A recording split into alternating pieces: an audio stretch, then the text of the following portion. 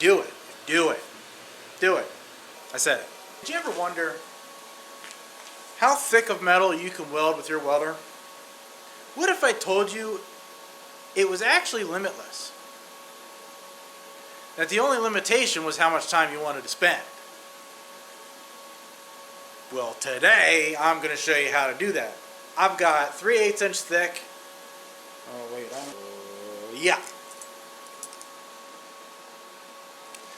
I got 3/8 inch thick steel plate. This is not anything special. This is some scrap plate from, to be honest, I don't remember where. And I'm going to show you how to do a full penetration weld on thick metal with your little welder, regardless of your welding off of 110 or 220. This is called a groove weld. One bevel on each side.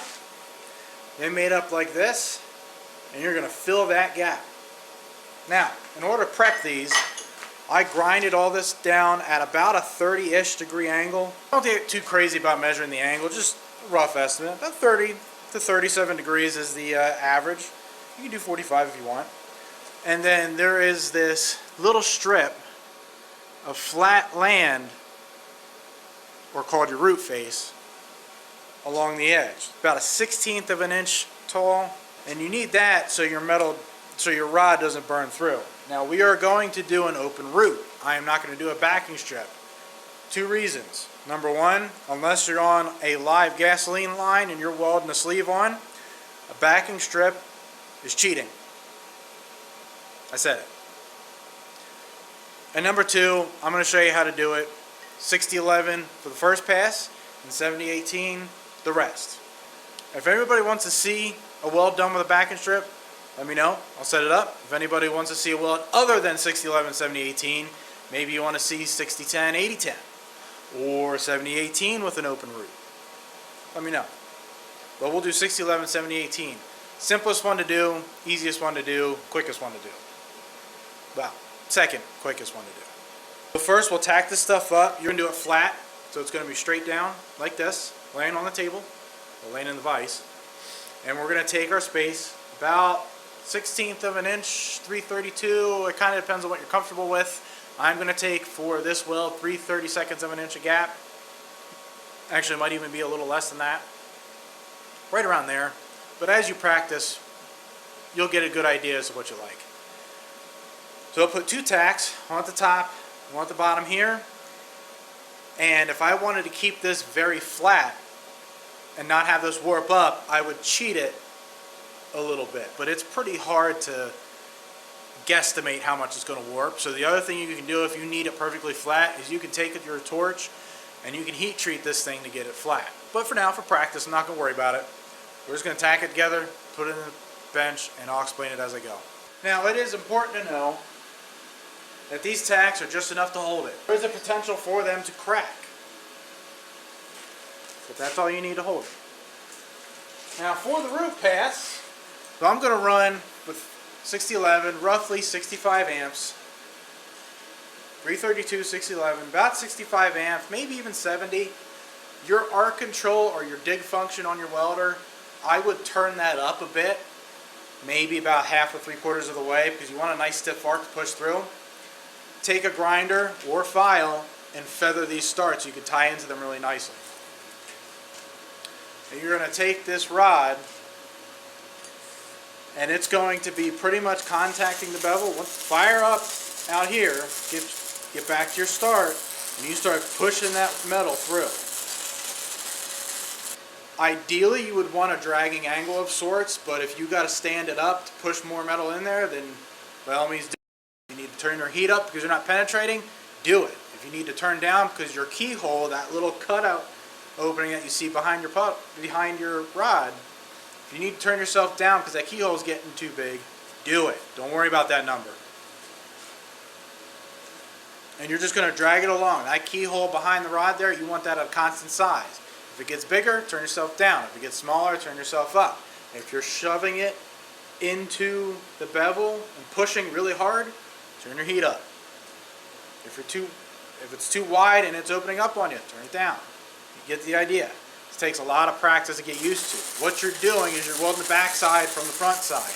So you're not so concerned about what the bead looks like in the bevel, you're more concerned about what the bead looks like behind you. Now when you're welding that root bead, you should have more action and more noise and more things going on the back side than on the front side.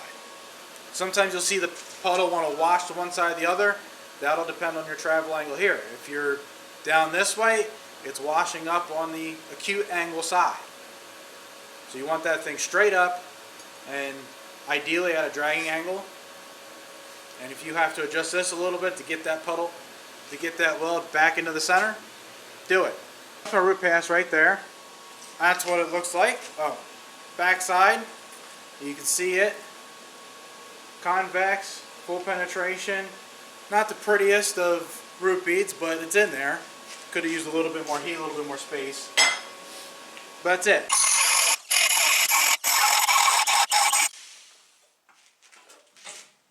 I've got my root pass all ground up, and you can see in here, you've got these little dark lines here.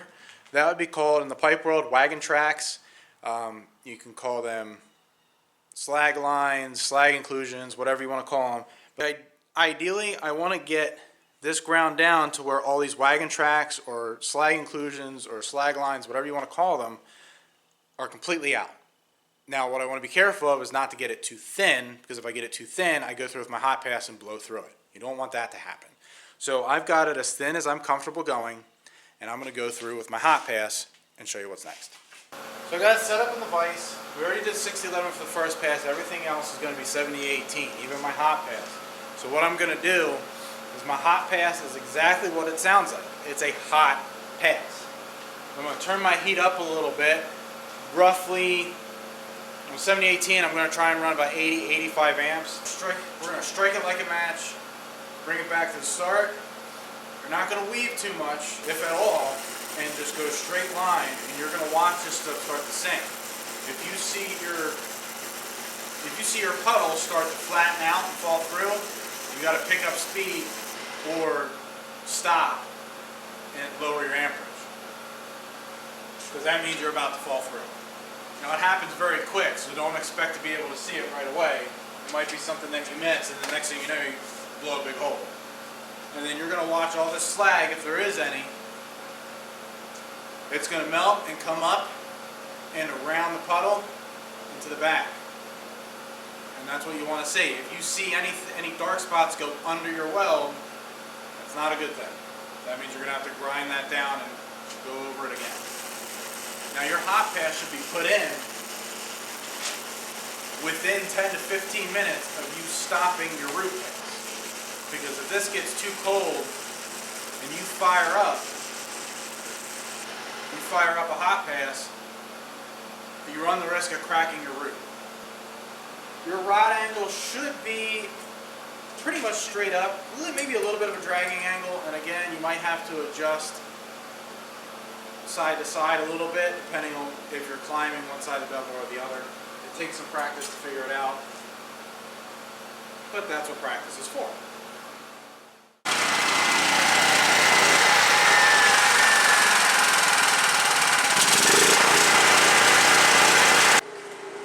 Well, looks like I may have toasted my little wind generator there, running it a lot harder than probably should be. So I had to pull out my Duramax. That's not an inverter generator, that's just a standard generator. Hopefully I don't burn this welder up.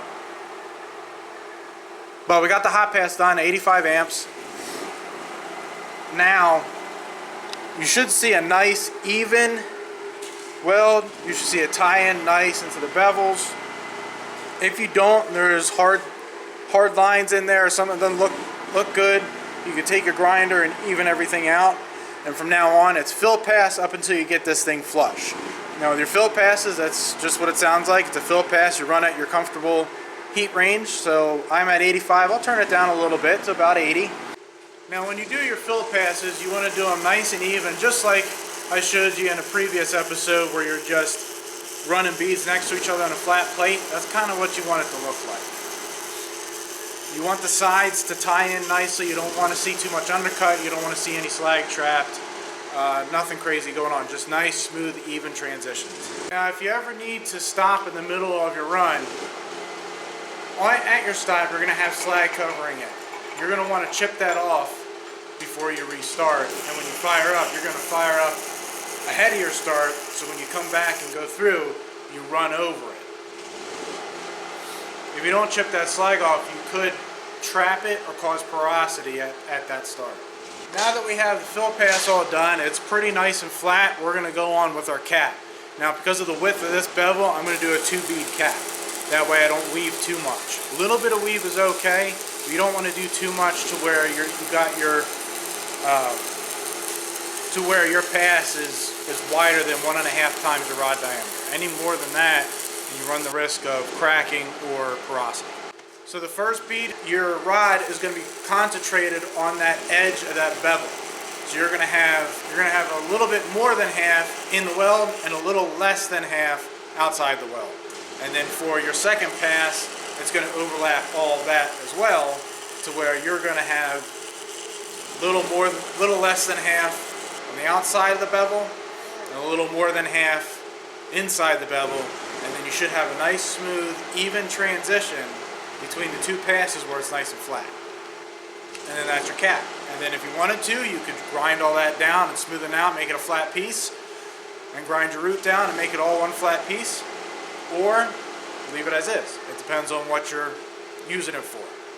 Well, that's it for today's lesson. If anybody needs any more clarification on anything, you can email me, stickmanfab@gmail.com. Find me on Instagram, find me on Facebook. I got all the links for everything down in the description.